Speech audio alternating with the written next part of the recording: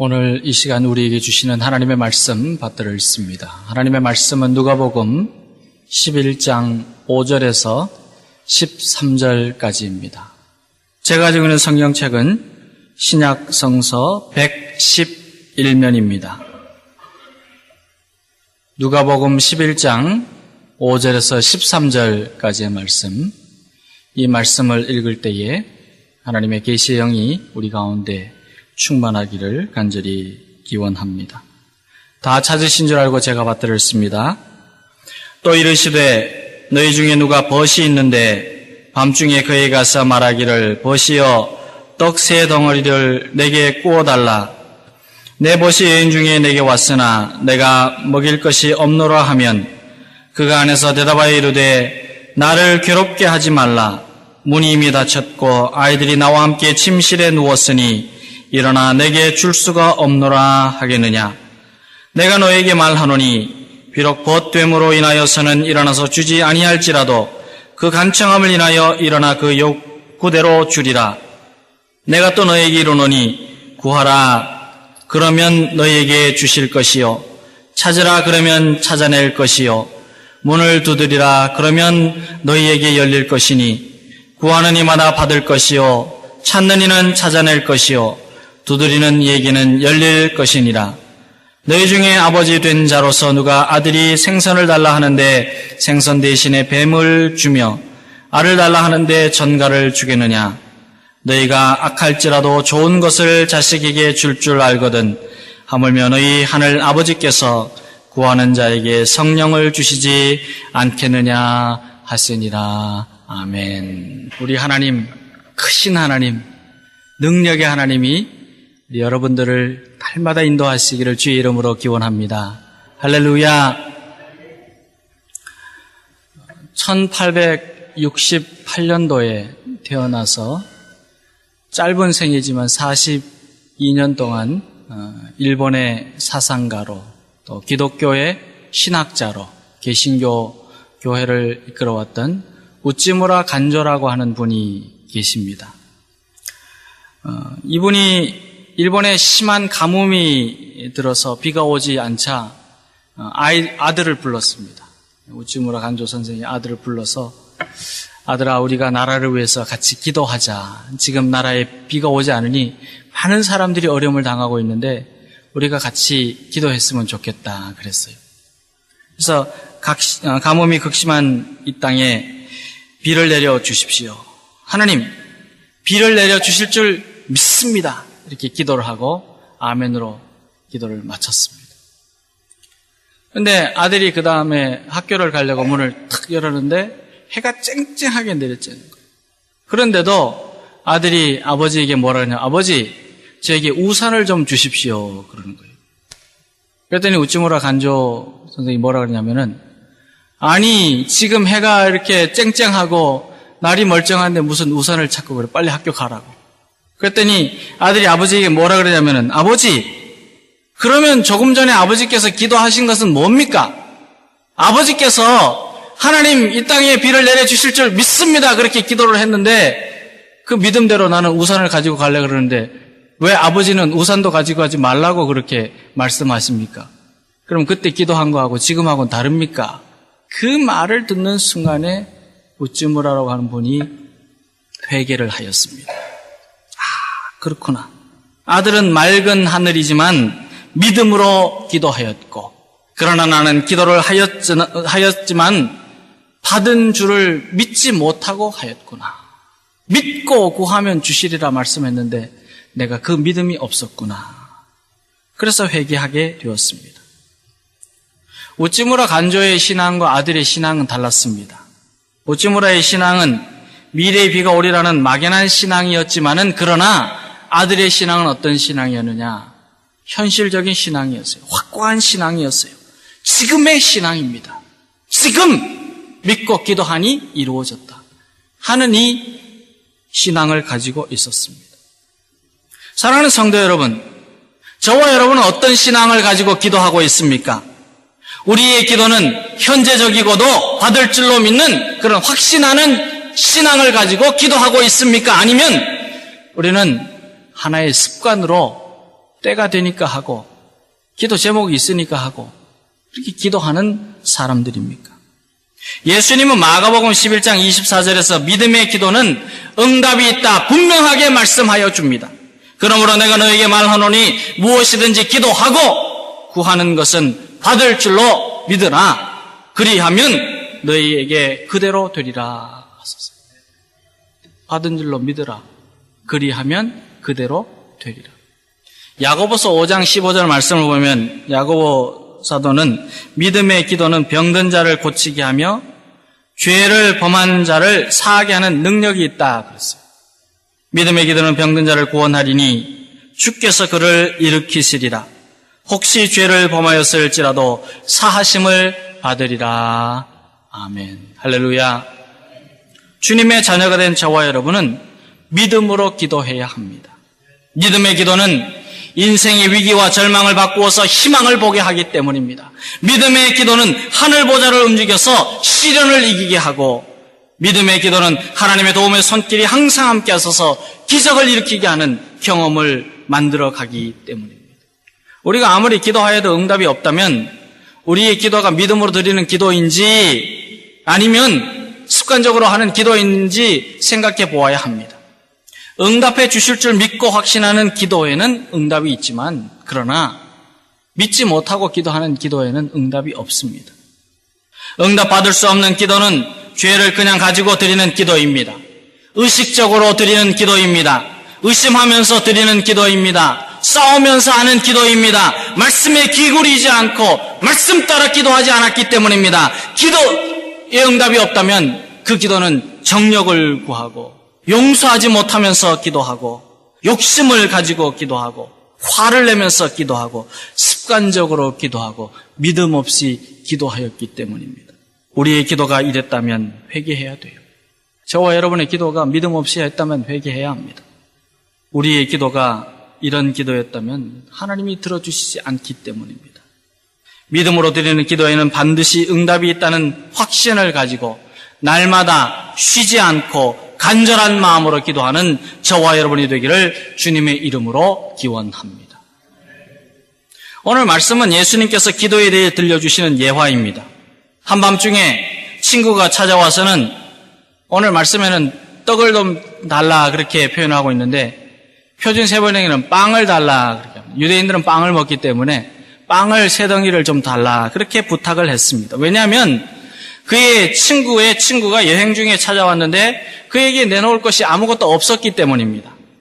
그러나 진정한 친구라면 그에게 찾아온 친구에게 아이고 나를 더 이상 괴롭게 하지 말게 문이 이미 닫혔고 아이들과 나는 잠자리에 들였고 내가 지금 일어나서 당신의 자네의 청을 들어줄 수가 없네 그렇게 말하지 않습니다. 진정한 친구가 아주 친한 친구고 그리고 참된 친구라면 아무리 늦은 밤에 찾아와도 필요한 것을 채워주려고 애를 씁니다. 친구라고 하는 이유만으로 일어나서 문을 열어주고 그리고 도움을 주려고 합니다. 혹시 그렇지 않더라도 주님은 뭐라고 말씀하시냐면은 간청하기 때문에 들어줄 것이다 그렇게 말씀하셨어요. 예수님은 이 말씀을 통해서 저와 여러분에게도 응답받는 믿음의 기도를 드리기 위해서는 어떤 자세로 기도해야 되는지 그리고 어떤 신앙을 가지고 기도하여야 되는지 가르쳐주고 계십니다. 그럼 우리는 어떻게 기도해야 하나님이 응답해 주시는 믿음의 기도를 드릴 수가 있겠습니까? 저와 여러분에게도 기도 제목이 많이 있습니다. 오늘도 기도 제목을 가지고 나왔습니다. 우리가 어떻게 기도해야 하나님께서 응답해 주시는 믿음의 기도를 드릴 수가 있겠습니까? 오늘 말씀을 보면 우리의 기도에는 무엇을 달라고 하는 제목보다도 간청하는 마음이 있어야 된다 가르쳐주고 있습니다. 수많은 기도 제목보다도 한 가지 기도 제목일지라도 간청하는 마음이 먼저입니다. 예수님은 한밤중에 찾아온 친구가 빵을 달라는 이유보다는 그 간청함을 인하여서 그 요구대로 주리라 그렇게 8절에서 말씀하고 있습니다. 이 간청한다고 하는 말은 원래 체면불구하고 간구한다 그런 뜻이에요. 예수님은 부끄러움이 없이 한밤중에 찾아와서 청하는 친구에게 견디지 못해서 필요한 것을 주게 되었다는 의미로 간청이라고 하는 단어를 사용했습니다. 다른 거 보지 말라는 거예요. 필요한 것을 간절한 마음으로 매달려서 구하라는 겁니다. 저와 여러분이 기도해야 될 그런 마음의 자세는 간청하는 거예요. 예수님 우리의 기도에도 간청함이 있어야 된다 가르쳐 주십니다.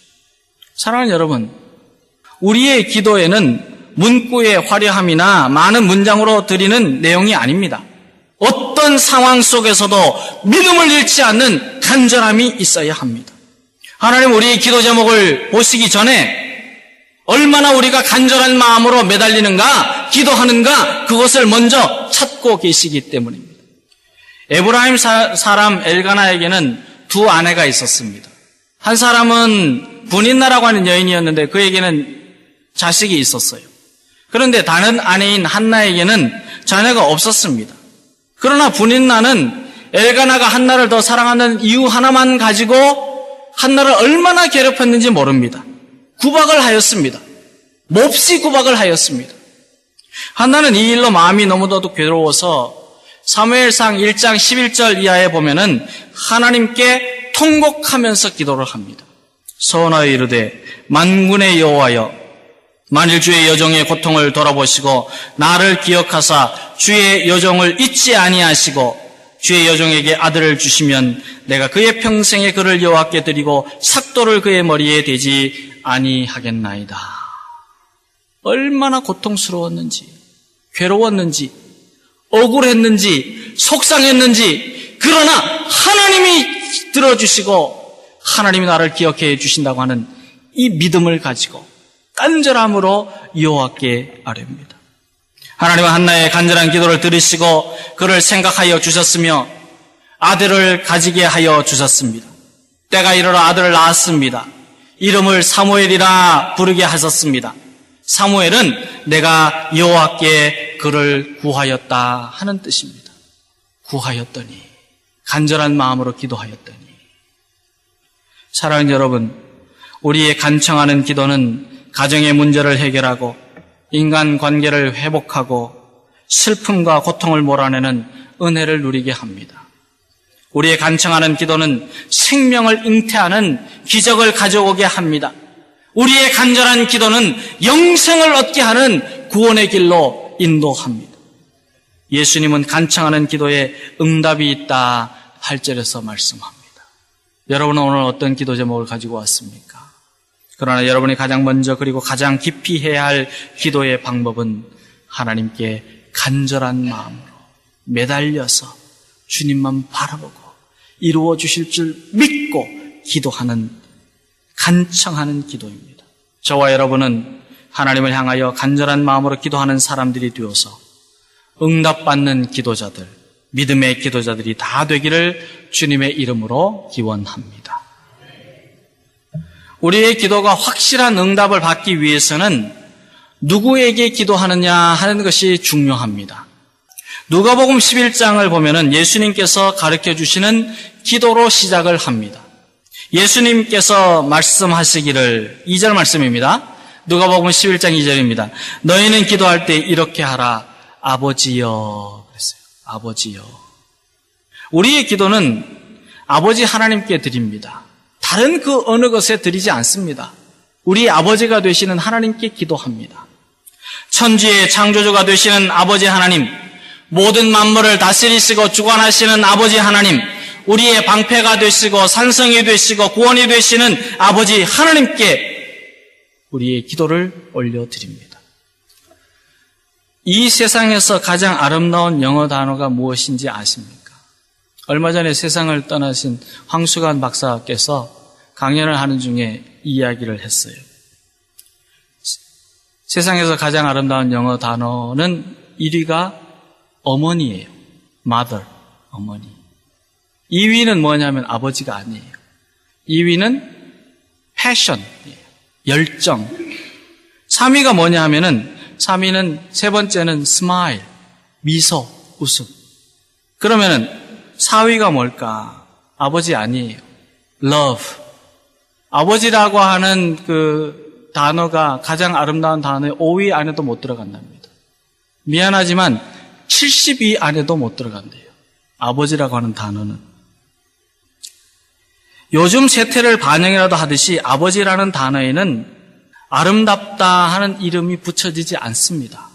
그만큼 아버지에 대해서 아버지의 그 의미와 아버지의 사랑과 아버지의 역할을 잘 모르는 거예요.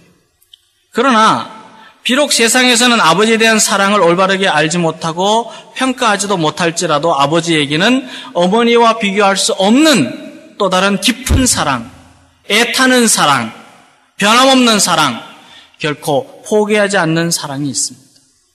아버지의 사랑은 참 중후해요. 깊어요. 왜냐하면 아버지는 자녀를 사랑하는 것보다도 더 좋은 것을 항상 자식에게 주려고 하기 때문이에요. 표현은 하지 않지만 항상 그래요. 아버지. 성경을 보면 하나님을 우리가 어떻게 부르도록 하였느냐 하면은 아버지라 부르게 했어요.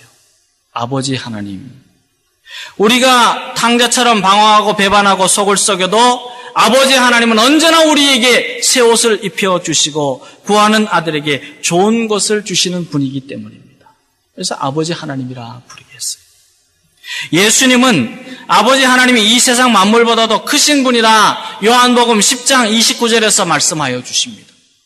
사도 바울은 에베소서 3장 15절에서 아버지 하나님은 하늘과 땅에 있는 각 족속에게 이름을 주시는 분이라 그랬어요. 저와 여러분이 믿는 아버지 하나님은 어떤 분이신가?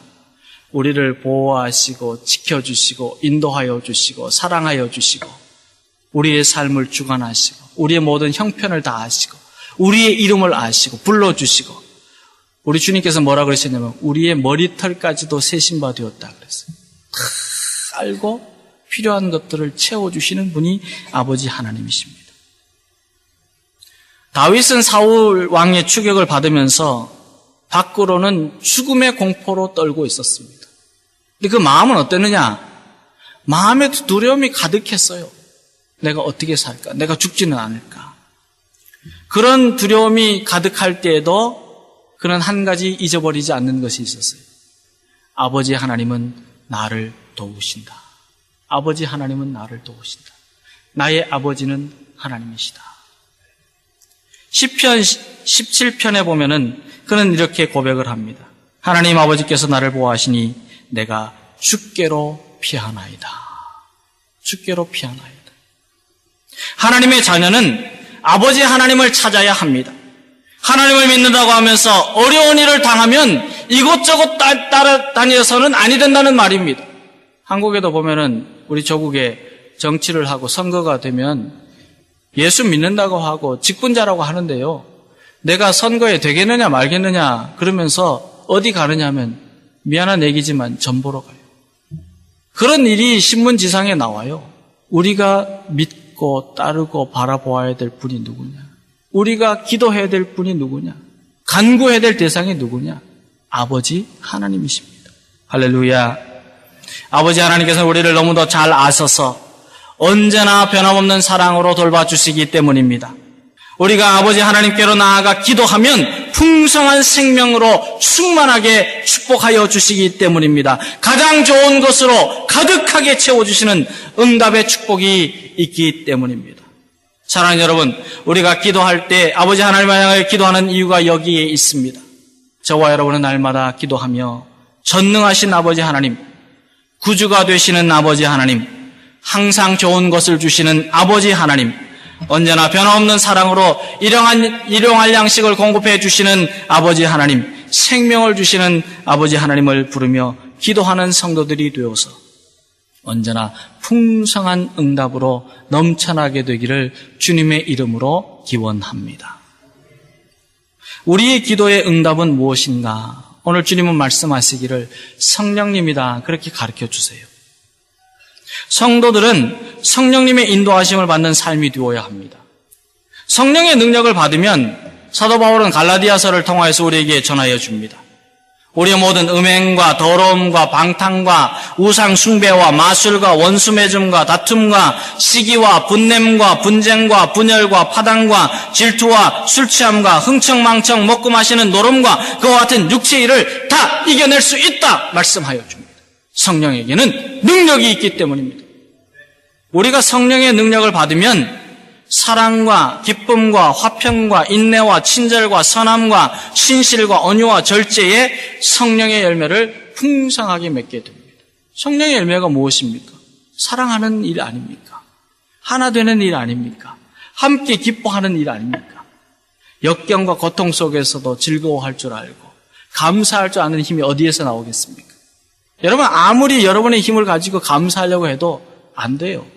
성령께서 주시는 능력으로 충만할 때에 감사할 수 있는 거예요. 찬송할 수 있는 거예요. 성령의 충만함을 받아서 성령의 열매를 맺었다는 말은 우리의 모든 죄악은 다 불타버리고 우리의 말도 인격도 변화되어서 새 사람이 되고 우리의 삶에는 찬송과 감사가 넘쳐난다 하는 그런 뜻입니다.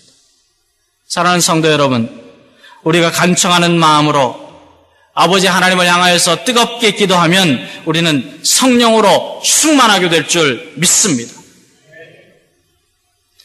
얼마 전에 예수님을 구주로 믿고 세례를 받은 이어령 교수의 작품 중에 아들이여 이 사나를이라고 하는 책에는 이런 이야기가 실려 있습니다.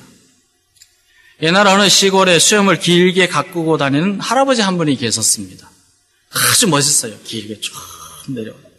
그런데 그 동네에 사는 꼬마 아이 하나가 할아버지를 만나 뵐 때마다 궁금한 것이 하나가 있었어요.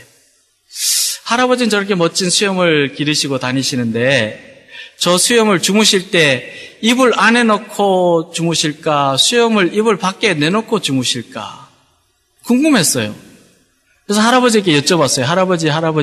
할아버지는 그 멋진 수염을 주무실 때 이불 안에 넣고 주무세요? 아니면 이불 밖에 내놓고 주무세요?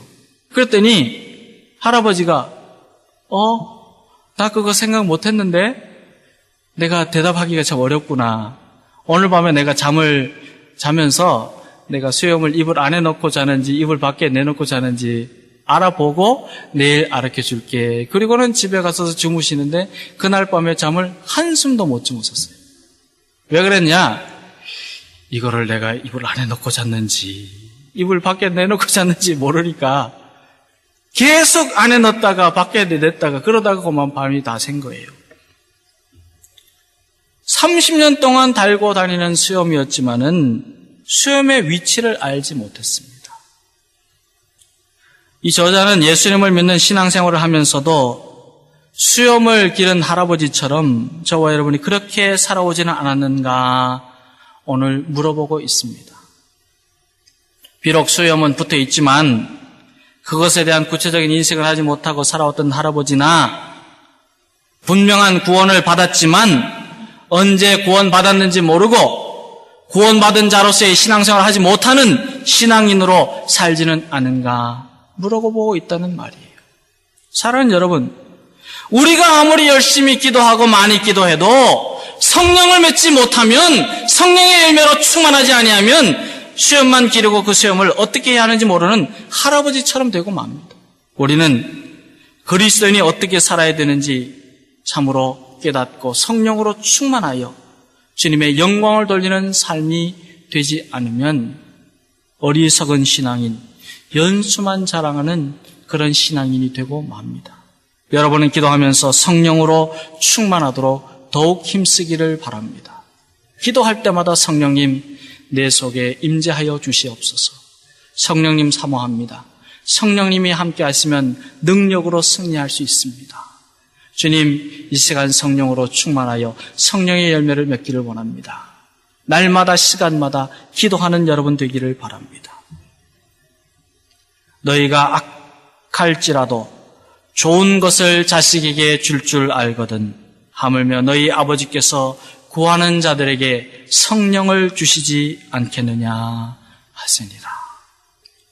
저와 여러분은 예수 그리스도의 약속을 믿고 간절한 마음으로 오직 아버지 하나님을 향하여 기도하는 성도들이 되어서 세상을 이기게 하는 성령으로 충만하게 되는 응답을 받게 되기를 주님의 이름으로 기원합니다.